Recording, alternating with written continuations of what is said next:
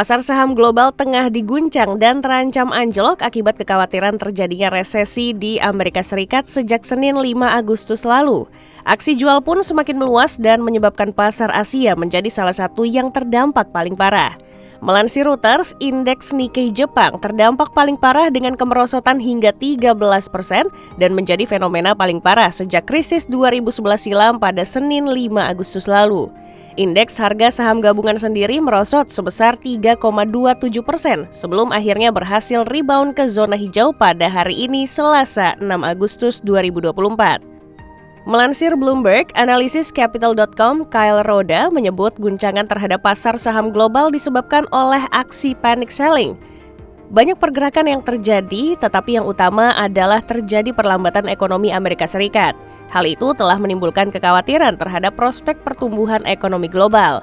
Analisis Capital.com Kyle Roda. Pasalnya, kebijakan moneter Bank Sentral AS, The Fed, yang terus menahan suku bunga di angka 5,25% hingga 5,50% sejak Juli 2023 lalu, menimbulkan kekhawatiran para ekonom.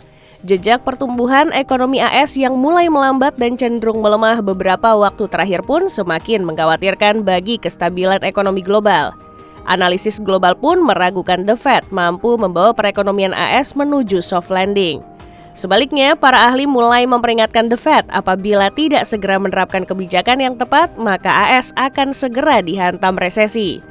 Alarm resesi AS yang semakin santer terdengar pun kemudian menimbulkan aksi jual serentak hampir di seluruh dunia dan menyebabkan guncangan besar terhadap pasar global. Melihat kondisi ekonomi AS yang tidak kunjung membaik bahkan menuju ke jurang resesi itu membuat desakan kepada The Fed untuk memangkas suku bunga acuan berdatangan. Suku bunga tinggi yang dipasang oleh Bank Sentral AS justru dinilai menghambat pertumbuhan ekonomi. Apabila The Fed melakukan pemangkasan suku bunga secara darurat, hal ini akan membawa dampak positif bagi dunia termasuk Indonesia. Bakal ada pelarian dana dan masuk ke negara-negara emerging market.